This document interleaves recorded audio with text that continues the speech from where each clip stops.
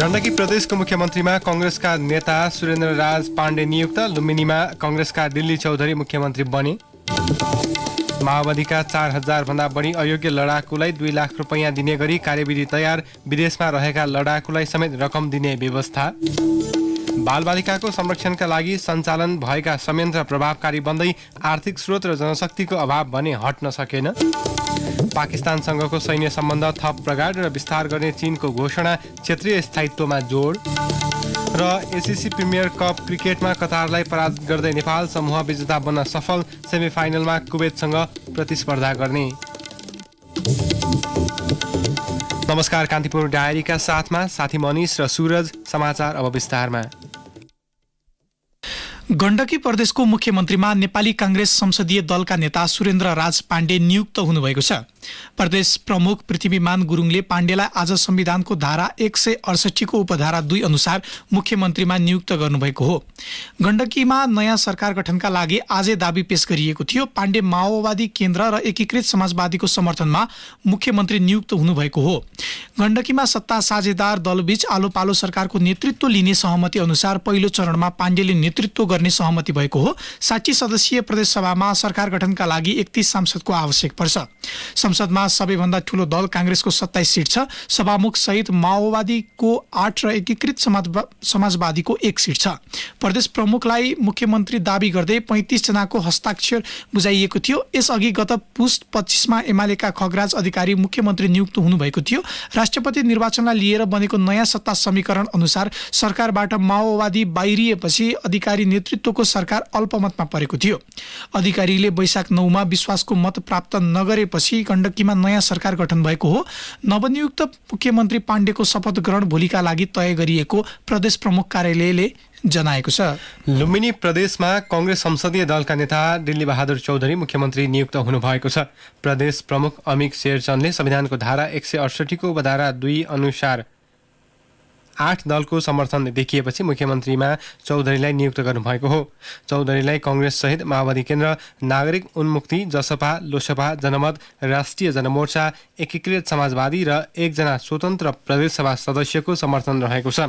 यसअघि बनेको एमालेका नेता लीला गिरी नेतृत्वको सरकारले सोमबार विश्वासको मत प्राप्त गर्न नसकेपछि सरकार ढलेको थियो। चौधरीलाई कांग्रेसका 27, माओवादीका 11, नागरिक उन्मुक्तिका 4, जनमत, जसपा र लोसपाका 3, जनमोर्चा, नेकपा, एकीकृत समाजवादी र स्वतन्त्रका 1 जना सहित 53 सांसदको समर्थन छ। चौधरी दाङको निर्वाचन क्षेत्र नम्बर 3-1 बाट प्रदेशसभा सदस्यमा निर्वाचित हुनुभएको थियो।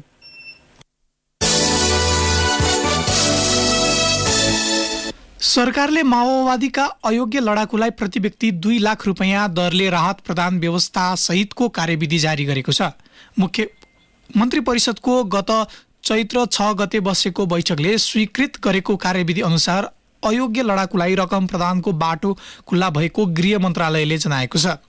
शान्ति प्रक्रियाको मुख्य पाटो मानिएको सेना समायोजन अघि 2068 सालमा नेपाल स्थित राष्ट्रसङ्घीय निकाय अन्मिनले गरेको वर्गीकरणमा 4000 भन्दा बढी लडाकु अयोग्य घोषित भएका थिए। तिनै लडाकुलाई माओवादी नेतृत्वको सरकारले आर्थिक सहायता दिन लागेको हो। कार्यविधि अनुसार हाल विदेशमा रहेका माओवादी लडाकुलाई समेत स्वदेश फिर्ता आएपछि रकम उपलब्ध गराउने व्यवस्था गरिएको छ। कार्यविधिमा भनिएको छ, सूचीमा नाम समावेश भएको तर हाल नेपाल बाहिर रहेका व्यक्तिको हकमा भने नेपाल आएको समयमा जिल्ला प्रशासनबाट सो रकम लिन सक्नेछन्। त्यस्तै मृत्यु भइसकेका लडाकुका परिवारलाई पनि आर्थिक सहायता प्रदान गर्ने कार्यविधिमा उल्लेख छ, जसमा भनिएको छ तत्कालीन समयमा योग्यता नपुगेको ठहर भएको तर अहिले निधन भइसकेका व्यक्तिको हकमा भने मृतकको हकदारले सो रकम प्राप्त गर्नेछन्। सरकारले जिल्ला प्रशासन कार्यालय मार्फत उनीहरूलाई रकम उपलब्ध गराउने व्यवस्था गरेको छ। अयोग्य लडाकुको पहिचानका लागि गृह मन्त्रालयले कार्यदल गठन गर्ने भएको छ। मुलुकको अर्थतन्त्र नाजुक भएका बेलामा दल विशेषको अयोग्य लडाकुलाई रकम दिन लागि भन्दै आलोचना भएको छ।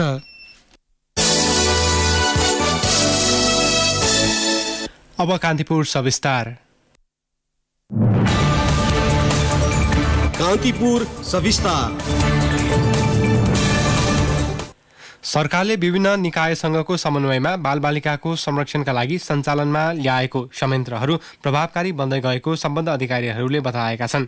ती संयन्त्रले बालबालिका विरुद्ध हिंसा, दुर्व्यवहार भएमा वा जोखिम अवस्थामा उनीहरूलाई आपतकालीन उद्धार, राहत, अस्थायी संरक्षण तथा पारिवारिक पुनर्मिलन र पुनर्स्थापना लगायत सहयोग गर्ने गरेका छन्। बालबालिकाको क्षेत्रमा क्रियाशील निकायका प्रतिनिधिले बालबालिका सहितको हितका लागि अझ प्रभावकारी काम गर्न सुझाव दिएका छन्।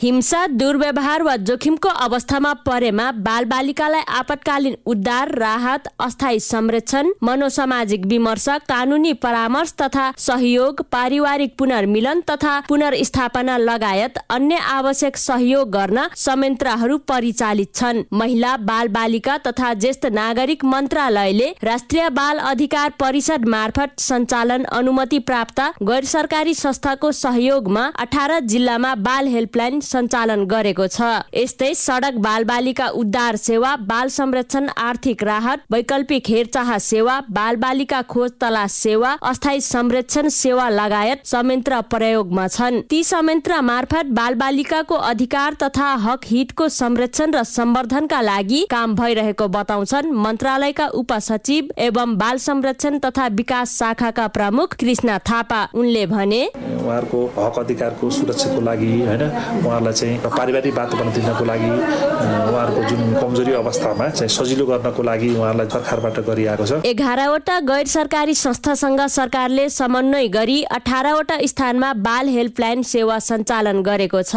हेल्पलाइनमा भूकम्प, कोरोना महामारी र विपदका घटना भएको अवस्थामा बालबालिकाको समस्या सम्बन्धी वार्षिक 1 लाख बढी फोन कल आउने गरेको जानकारहरू बताउँछन्। त्यस्तै सामान्य अवस्थामा वार्षिक 50 देखि 60 हजारको हाराहारीमा बालबालिकासँग सम्बन्धित गुनासोहरू आउने गरेको सम्बद्ध निकायहरूको भनाइ छ। बाल हेल्पलाइन मार्फत आउने गुनासोलाई कसरी सम्बोधन गरिन्छ प्रश्नमा बालबालिकासँग सम्बन्धित कार्यरत संस्था सिभिन नेपालकी कार्यकारी निर्देशक सुम्निमा तुलाधर भन्छिन्, कुनै बेला चाहिँ बालबालिकालाई टेलिफोनबाटै पनि समस्या समाधान हुन सक्ने, रेफर गर्न सकिने, कतिपय बेला चाहिँ टेलिफोन काउन्सिलिङ पनि हुन्छ। बालश्रम शोषण छ अथवा यौन शोषण छ भने त डाइरेक्ट गएर उद्धारै गर्नु पर्दछ। हामी कानुनी सहायता लिनु पर्दछ, प्रहरी निकायसँग जानु पर्दछ। बालबालिकाहरूलाई अब मनोसामाजिकदेखि लिएर उहाँहरूको चाहिँ पारिवारिक पुनर्मिलन, परिवारलाई खोज्ने सबै कामहरू चाहिँ बाल हेल्पलाइनले गर्छ। संघ, प्रदेश र स्थानीय गरी तीनै तहमा बाल अधिकार संरक्षण र प्रवर्धनका विषयहरू सम्बोधनका लागि संस्थागत संयन्त्रको व्यवस्था गरिएको हो। राष्ट्रिय बाल अधिकार परिषदको बाल बालिका सम्बन्धी राष्ट्रिय स्थिति प्रतिवेदन 2079 अनुसार देशभरका 77 वटा जिल्लामा गरी 240 स्थानमा महिला, बालबालिका तथा ज्येष्ठ नागरिक सेवा केन्द्र छ। त्यस्तै 43 जिल्लामा 417 वटा बाल गृह सञ्चालित छन्। सो गृहमा 10,905 बालबालिका संरक्षणमा रहेको प्रतिवेदनमा उल्लेख छ। परिषदका अनुसार सडक बालबालिका 1988 जनालाई उद्धार, संरक्षण तथा व्यवस्थापन गरिएको छ, जसमध्ये 968 जनालाई परिवारमा पुनर्मिलन, 1038 बालबालिका संस्थागत पुनर्स्थापना गरिएको छ। तिनै मध्ये 283 जनालाई सिपमूलक तालिम दिइएको छ। त्यस्तै बालबालिका खोज तलास सेवामा उजुरी दर्ता भएका 4,646 बालबालिका मध्ये 4,269 जना फेला परी परिवारमा पुनर्मिलन गराइएको छ। बाँकी 377 जना बालबालिकाको खोजी कार्य जारी रहेको परिषदको तथ्याङ्कमा उल्लेख छ। बालबालिकालाई परेको समस्याका आधारमा सहयोग गर्न संयन्त्रहरूमा प्रभावकारी ढङ्गले कार्य भएको दावी गर्छन् परिषदका सूचना अधिकारी राम बहादुर चन्द। उनले भने बालबालिकालाई स्पेसिफिक सेवा दिनको लागि हामीले अहिले संयन्त्रहरू चाहिँ जस्तो सडक बालबालिका आयो भने सडक बालबालिका सबैले पालन पोषण गर्न सक्ने, राख्न सक्ने कुरा हुँदैन। सडक बालबालिकासँग सिप भएको, सडक बालबालिकाको अवस्था जान्न सक्ने, त्यो किसिमको भौतिक पूर्वाधार लगायत त्यो किसिमको जनशक्ति भएको संस्थाहरू नै त्यसमा संलग्न हुने कुराहरू हुन्छ। त्यसो भएको हुनाले हामीले यो जुन संयन्त्रहरू चाहिँ हाम्रो संरक्षणको सवालको बालको सन्दर्भमा हामीले आवश्यक भएकालाई अलग अलग छुट्याएर उनीहरूलाई विशेषीकृत गरेर चाहिँ हामीले जुन सेवा उपलब्ध गराएको छौँ यो त प्रभावकारी भएको छ। विगतको तुलनामा संयन्त्रहरूले प्रभावकारी काम गरे पनि अझै पनि बाल संरक्षण संयन्त्र र सेवा सञ्चालनका लागि आर्थिक, जनशक्ति र भौतिक संरचनाको अभाव भने हट्न सकेको छैन। त्यसका लागि राज्यका सबै निकायले थप बालबालिकाको हितमा सहयोग गर्न आवश्यक भएको सम्बद्ध अधिकारीहरूको भनाइ छ। स्थानीय तहदेखि नै बालबालिकाको विषयलाई प्राथमिकता दिनुपर्ने सिबिन नेपालकी कार्यकारी निर्देशक तुलाधरको भनाइ छ। बालबालिकाको अधिकारको चाहिँ प्रत्याभूतिको निम्ति, बालबालिकाको विकासको निम्ति, बाल अधिकारको संरक्षणको निम्ति जुन यो राष्ट्रिय संरचनाहरू हो त्यो संरचनाहरू चाहिँ विस्तारित पनि हुनु पर्यो, सशक्त हुनु पर्यो र स्थानीय तहमा पनि यो संरचनाहरू चाहिँ सशक्त हुनु पर्यो। परिषदका अनुसार पछिल्लो पटक बेवारिसी अवस्थामा फेला परेका 297 जना बालबालिका मध्ये 178 जनालाई परिवारमा पुनर्मिलन गराइएको छ भने 115 बालबालिकालाई अस्थायी संरक्षण गरिएको छ। त्यस्तै जोखिमपूर्ण कार्यमा संलग्न रहेका तथा सडकमा पुगेका 69 बालबालिकाको उद्धार गरी संरक्षण गरिएको छ। परिषदको प्रतिवेदन अनुसार 2079 मा बाल हेल्पलाइन सेवा मार्फत जोखिमपूर्ण अवस्थामा परेका 685 बालबालिकाको उद्धार गरिएको छ। त्यस्तै सीमा नाका लगायत भारतको विभिन्न स्थानबाट 86 बालबालिकालाई उद्धार गरी पारिवारिक पुनर्मिलन गरिएको छ। रेडियो कान्तिपुरका लागि सरिता थारू। कान्तिपुर सविस्तार। कान्तिपुर डायरीमा अब ब्रेकको पालो। कान्तिपुर डायरीमा अब बाँकी प्रसङ्ग। नेपाल र बेलायतले जलवायु परिवर्तन, गरिबी निवारण र दिगो विकास लगायत एजेन्डामा सहकार्य गर्ने भएका छन्। लन्डन स्थित परराष्ट्र राष्ट्रमण्डल विकास कार्यालयमा भएको नेपाल बेलायत द्विपक्षीय परामर्श संयन्त्र BCM को 6औं बैठकले जलवायु परिवर्तन, गरिबी निवारण र दिगो विकास लगायत एजेन्डालाई अघि बढाउने निर्णय गरेको हो। लन्डन स्थित नेपाली दूतावासले विज्ञप्ति जारी गर्दै बैठकमा दुई देशका प्रतिनिधि मण्डलका बीच द्विपक्षीय सम्बन्धका विविध विषयमा समीक्षा भएको जनाएको छ। साथै दुई राष्ट्र बीचको व्यापार, लगानी र पर्यटन लगायत विभिन्न क्षेत्रमा संलग्नता बढाउने विषयमा छलफल भएको नेपाली दूतावासको भनाइ छ। बेलायतले नेपालको बदलिँदो विकासको स्वरूप हेरेर जलवायु परिवर्तन र दिगो विकासलाई प्राथमिकतामा राखिने जनाएको छ। बैठकमा नेपाली पक्षको नेतृत्व परराष्ट्र सचिव भरतराज पौडेलले गर्नुभएको थियो।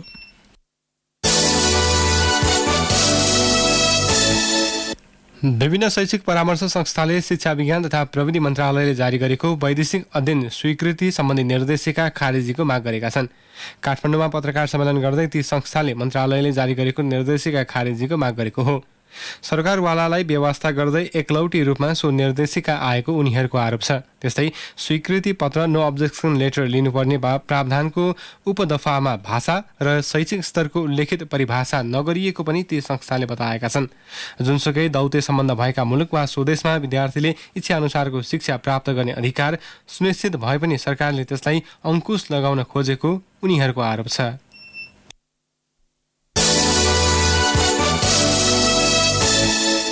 कक्षा 12 का विद्यार्थीले सामाजिक अध्ययन तथा जीविकोपयोगी शिक्षा विषयको उत्तर अङ्ग्रेजी माध्यममा समेत लेख्न पाउने भएका छन्। राष्ट्रिय परीक्षा बोर्डका परीक्षा नियन्त्रक कृष्ण प्रसाद शर्माले नेपालीमा विद्यार्थीलाई उत्तर लेख्न समस्या भएपछि अङ्ग्रेजीमा लेख्न पाउने व्यवस्था गरेको बताउनुभयो। उहाँले नेपाली अध्यापन भए पनि अङ्ग्रेजी माध्यममा विद्यार्थीले उत्तर लेख्न सक्ने बताउनुभयो। कक्षा 11 र 12 का विद्यार्थीले सो विषयमा नेपाली माध्यममा अध्ययन गर्दै आएका छन्।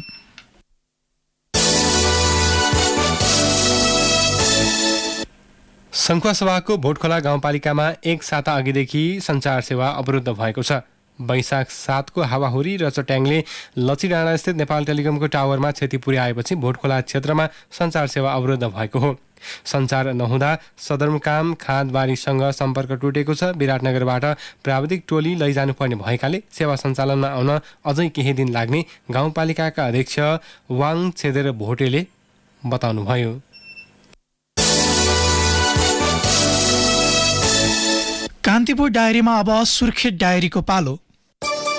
सुर्खेत डायरीबाट तृप्ति शाहीको नमस्कार। कर्णाली प्रदेशमा औलोका बिरामीको संख्या निरन्तर घट्दै गएको छ। आर्थिक वर्ष 2075-76 प्रदेशभर 208 जना औलो रोगका बिरामी रहेकोमा आर्थिक वर्ष 2076-77 घटेर 51 जनामा झारिएको थियो। तर आर्थिक वर्ष 2077-78 34 जनाबाट औलो रोगका बिरामीको संख्या बढेर 48 जनामा पुगेको थियो। चालु आर्थिक वर्ष 2079-80 पनि 23 जनामा औलो देखिएको प्रदेश स्वास्थ्य सेवा निर्देशनालयले जनाएको छ।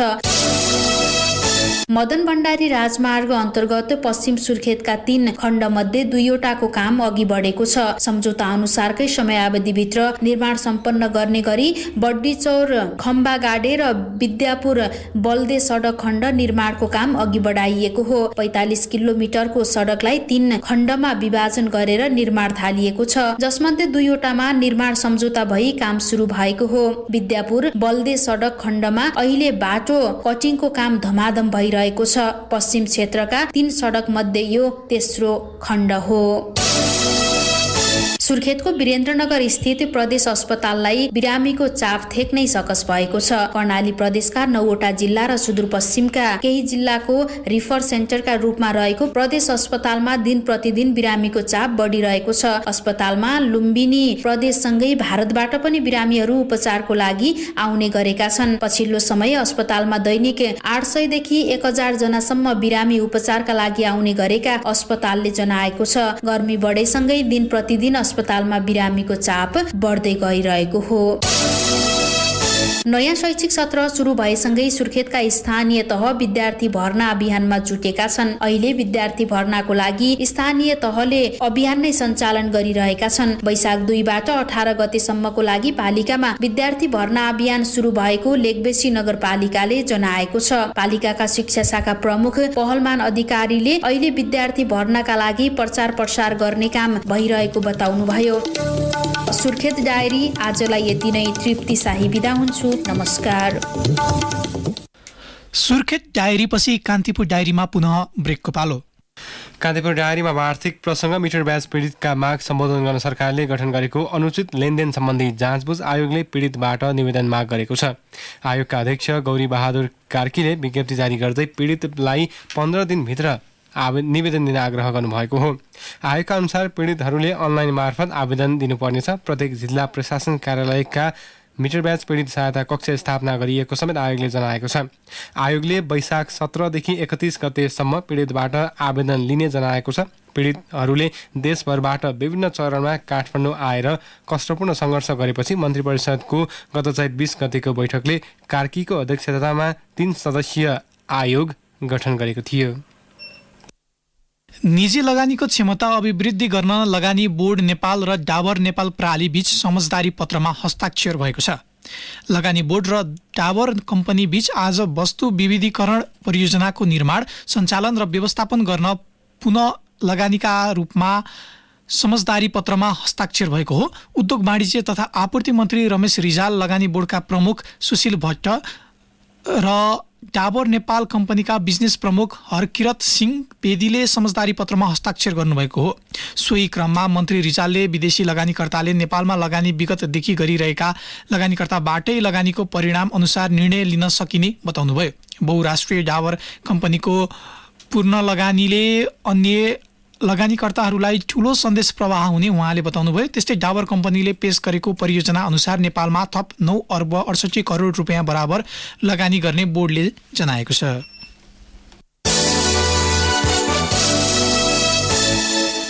अब अन्तर्राष्ट्रिय प्रसङ्ग। चीनले पाकिस्तानसँगको सैन्य सम्बन्ध थप प्रगाढ र विस्तार गर्ने जनाएको छ। चीनले दुई राष्ट्रको आपसी हितलाई र क्षेत्रीय शान्ति तथा स्थायित्वको संयुक्त रक्षा गर्न पाकिस्तानी सेनासँगको सम्बन्ध विस्तार गर्ने जनाएको हो। चीनको क्षेत्रीय सैन्य आयोगका उपाध्यक्ष झाङ युक्सियाङले बेजिङ भ्रमणमा रहेका पाकिस्तानी सेना प्रमुख जनरल सैयद असिम मुनिरसँगको भेटमा दुई राष्ट्रको सैन्य सम्बन्ध प्रगाढ र विस्तार गर्ने बताएको अल जजिराले उल्लेख गरेको छ। झाङले अन्तर्राष्ट्रिय परिस्थितिमा जतिसुकै परिवर्तन भए पनि चीनले आफ्नो छिमेकीसँगको कूटनीतिमा सधैँ पाकिस्तानलाई प्राथमिकता दिने बताउनु भएको छ। यता पाकिस्तानी सेनाले भने दुई देशबीच आपसी सुरक्षा हित र सैन्य सहयोगका विषयमा छलफल भएको जनाएको छ।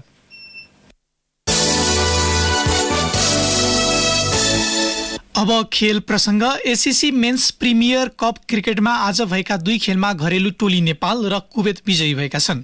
किर्तिपुर स्थित त्रिवी क्रिकेट मैदानमा नेपालले कतारलाई 68 रनले पराजित गर्यो। जितसँगै नेपाल समूह A को विजेता बनेको छ। नेपालले दिएको 158 रनको लक्ष्य पछ्याएको कतार 25.1 ओभरमा अल आउट हुँदै 89 रनमा समेटिएको थियो। कतारलाई 89 रनमा समेट्ने क्रममा नेपालका लागि सन्दीप लामिछानेले 5 तथा सोमपाल कामीले 3 विकेट हात पारे। यसअघि नेपालका लागि सन्दीप लामिछानेले सर्वाधिक 42, कप्तान रोहित पौडेलले 27, आसिफ शेखले 19, सोमपाल कामीले 11 रन जोडेका थिए। त्यस्तै कुशल मल्लले 3, आरिफ शेखले 11, दिपेन्द्र सिंह ऐरीले 12 तथा गुलसन झाले 7 र ललित राजवंशीले 1 रन जोड्न सके। नेपालले अब सेमी फाइनलमा समूह B को उपविजेता कुवेतसँग खेल्नेछ। यसैबीच मुलपानी क्रिकेट मैदानमा भएको खेलमा कुवेतले हङकङलाई पराजित गर्यो। 273 रनको लक्ष्य पछ्याएको हङकङ निर्धारित ओभरमा 9 विकेट गुमाउँदै 242 रनमा समेटिएपछि कुवेत 30 रनले विजयी भएको हो। आजको खेलसँगै सेमी फाइनल समीकरण पूरा भएको छ। समूह B को विजेता UAE ले भने समूह A को उपविजेता ओमानसँग प्रतिस्पर्धा गर्नेछ।